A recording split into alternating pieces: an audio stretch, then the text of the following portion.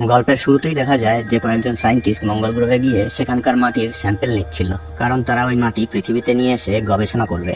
ঠিক তখনই তাদের এমার্জেন্সি অ্যালার্টের মাধ্যমে খবর পাঠানো হয় যে সেখানে এক ভয়ানক ঝড় আসার সম্ভাবনা রয়েছে। তাই কোনো দেরি না করে এখনই তাদের স্পেসশিপে ফিরে যেতে হবে। তাই সব সায়েন্টিস্টরাই একে একে স্পেসশিপে ফিরে আসে, কিন্তু একজন সায়েন্টিস্ট স্পেসশিপে ফিরতে পারে না। সে মাঝপথে ঝড়ের কবলে পড়ে কোথাও হারিয়ে যায়। ওদিকে স্পেসশিপে ফিরে আসা সায়েন্টিস্টরা তার সঙ্গে অনেক চেষ্টা করেও যোগাযোগ করতে পারে না, তাই তারা তাকে আর খুঁজে পায় না। তারা ভাবে তাদের ওই সঙ্গী, যার নাম মার্ক, সে হয়তো মারা গেছে। তাই তারা সেখান থেকে ফিরে আসার জন্য পৃথিবীর উদ্দেশ্যে রওনা দেয়। কিন্তু এর পরের দৃশ্যে দেখা যায় যে মার্ক এখনো বেঁচে রয়েছে এবং ঝড়ের সময় তার শরীরে প্রচন্ড ধারালো কিছু ঢুকে গেছিল, যেটা সে অনেক কষ্টে বের করে। তারপর হাঁটতে হাঁটতে পাশের একটি শেল্টারে পৌঁছায়, যেটা তারা সব সায়েন্টিস্টরা মিলে তৈরি করেছিল। এর মধ্যে আর্টিফিশিয়াল ভাবে পৃথিবীর মতো মধ্যাকর্ষণ শক্তি ও আবহাওয়া তৈরি করা ছিল।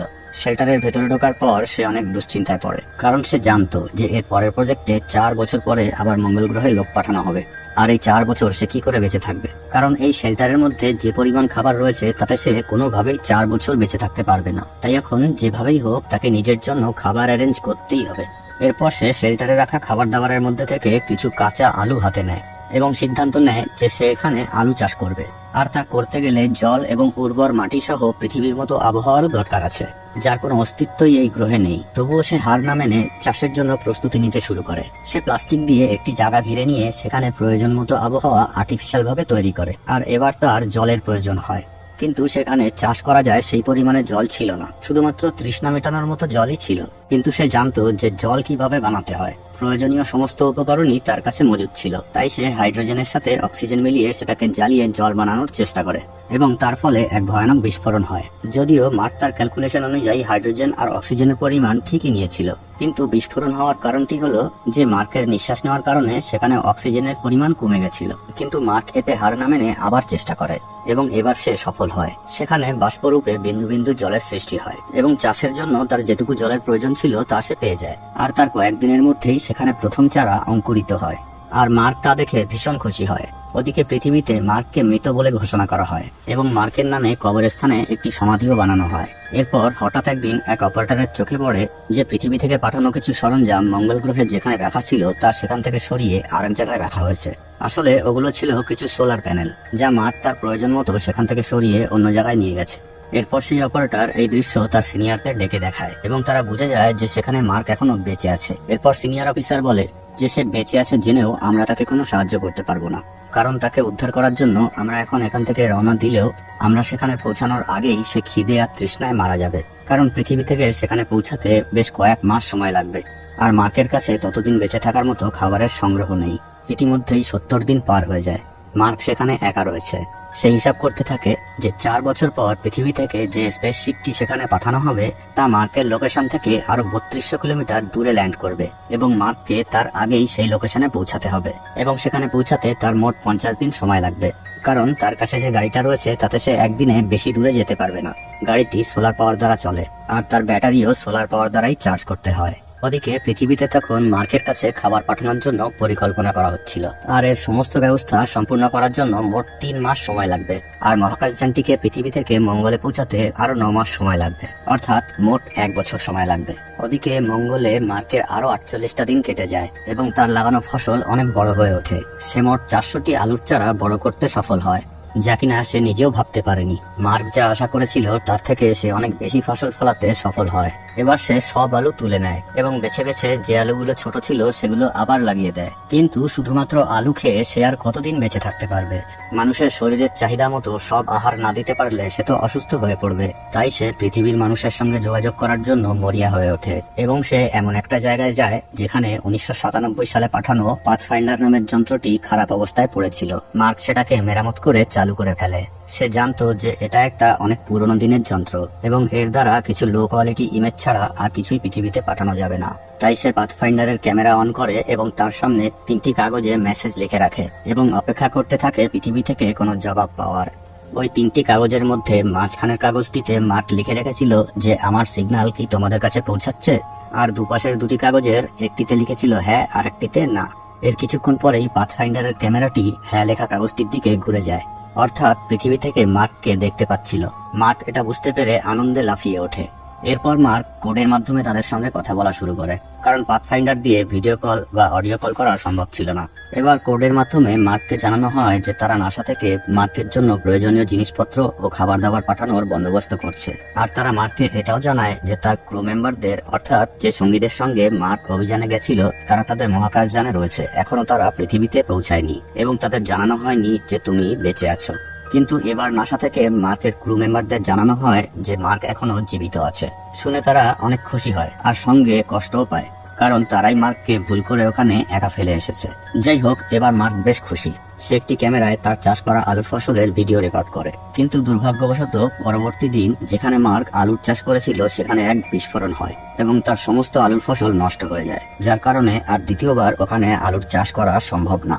কারণ শেল্টারে থাকা সমস্ত সামগ্রী ব্যবহার করে মার্ক যে পৃথিবীর মতো আবহাওয়া সেখানে তৈরি করেছিল তা সম্পূর্ণ নষ্ট হয়ে গেছে। এবার মার্ক হিসাব করে দেখে যে তার কাছে খাওয়ার মতো যে পরিমাণ আলু বেঁচে আছে তা খেয়ে সে পৃথিবী থেকে সাহায্য আসা পর্যন্ত বেঁচে থাকতে পারবে না। তাই নাসা থেকে মার্ককে বলা হয় যে এখন থেকে তোমার যতটা সম্ভব কম খাবার খেয়ে খাবার বাঁচিয়ে রাখতে হবে বেশি দিন বেঁচে থাকার জন্য, কারণ এখান থেকে তোমার জন্য যে খাবার দাবার পাঠানো হচ্ছে সেটা তোমার পর্যন্ত পৌঁছানো অবধি যে করেই হোক তোমাকে বেঁচে থাকতে হবে। আর মার্কও ঠিক তাই করে। সে একদিনে 3 বেলায় যে খাবার খেত তার 1 বেলার খাবার ভাগ করে 3 বেলা ধরে খেতে শুরু করে।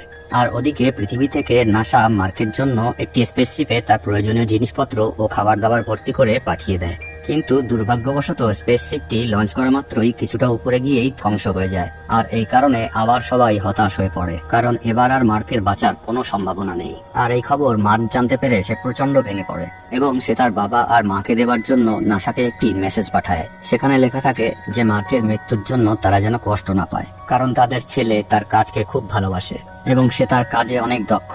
আর সে যদি মারাও যায় তবে তার মৃত্যুর পেছনে এক মহান উদ্দেশ্য থাকবে যা তার জীবনের থেকেও অনেক বেশি মূল্যবান। তাই সে এরকম পরিস্থিতিতেও ভয় না পেয়ে লড়াই করে যাচ্ছে।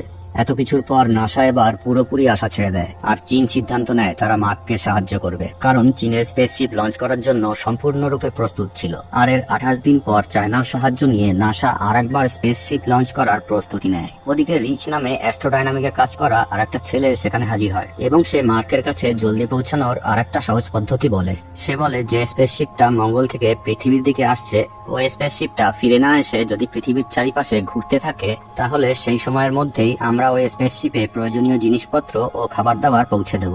আর স্লিং শটের মাধ্যমে ওই স্পেসশিপটিকে আবার পুনরায় মঙ্গলের দিকে ঘুরিয়ে দেব। এই স্লিং শট কথার অর্থ হলো গ্র্যাভিটেশনাল পুল, যার দ্বারা যে কোনো স্পেসশিপকে মাধ্যাকর্ষণ শক্তির ব্যবহার করে মহাকাশের যে কোনো দিকে ঘুরিয়ে গতিশীল করা যায়।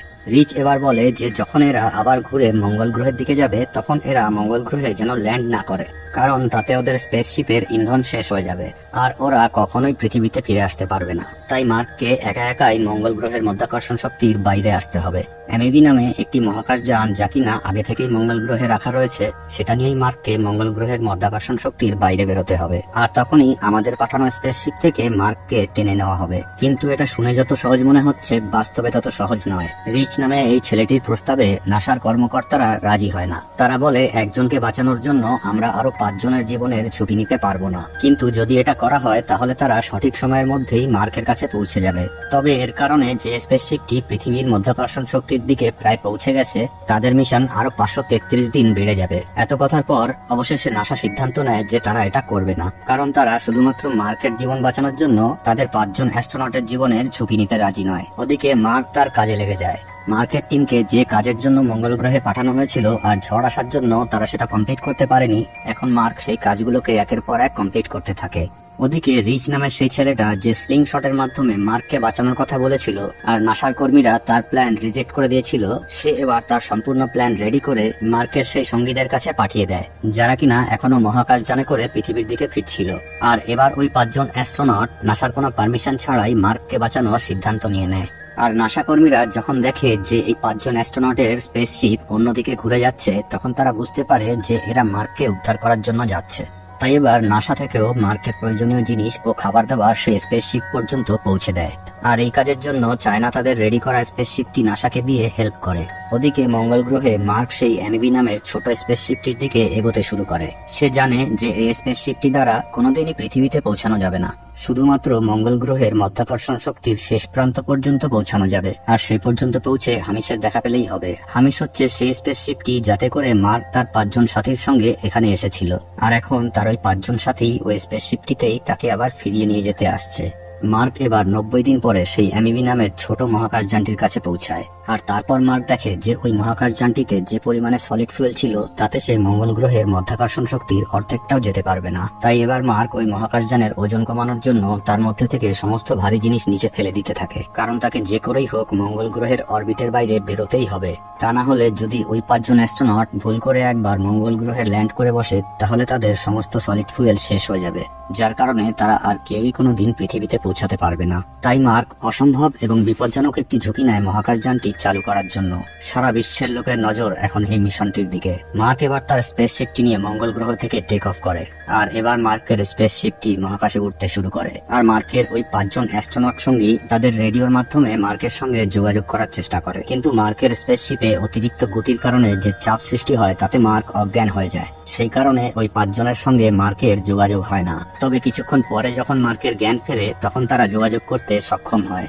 আর এরপর সবার মন খুশিতে ভরে যায়। কিন্তু এরপর আরেক বিপদ দেখা দেয়। মার্কের স্পেসশিপের গতি এতটাই বেড়ে যায় যে সে আর সঠিক জায়গায় থামতে পারবে না। তাই মার্ক তখন বলে, আমি জিরো গ্র্যাভিটিতে পৌঁছে আমার এই স্পেসশিপ থেকে বেরিয়ে যাচ্ছি, আর আমার স্পেস শুটে একটা ফুটো করে হাওয়ার প্রেসার তৈরি করে তোমাদের দিকে ধীরে ধীরে এগোচ্ছি।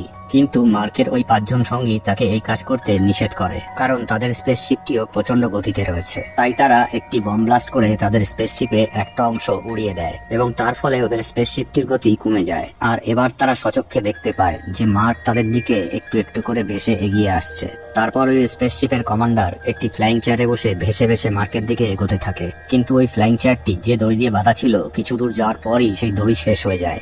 আর এবার মার্কের কাছে পৌঁছানো অসম্ভব হয়ে দাঁড়ায়। কিন্তু মার্ক ঠিক সেই কাজটিই করে যা সে একটু আগে বলেছিল। সে তার স্পেস শুটে একটি ফুটো করে ফেলে আর তার স্পেসশিপ থেকে বেরিয়ে যায় এবং হাওয়ার প্রেসার তৈরি করে কমান্ডারের দিকে এগোতে থাকে। এরপর যখন মার্ক ওই কমান্ডারের হাত ধরে তখন তার হাত ফসকে মার্ক অনেক দূরে চলে যায়। কিন্তু যে দড়িতে কমান্ডারের চেয়ার বাঁধা ছিল সেই দড়িটা মার্ক ধরে ফেলে। আর অবশেষে মার্ক তার পুরনো সাথী এবং পুরনো স্পেসশিপে পৌঁছাতে সফল হয়, যে স্পেসশিপে করে সে এই মঙ্গল গ্রহে এসেছিল। এরপর মার্ক পৃথিবীতে ফিরে এসে অ্যাস্ট্রোনটদের ইনস্ট্রাক্টর হয়ে যায়। আর এই মুভিটিও এখানেই শেষ হয়। ভিডিওটি ভালো লাগলে চ্যানেলটি সাবস্ক্রাইব করার জন্য অনুরোধ রইল।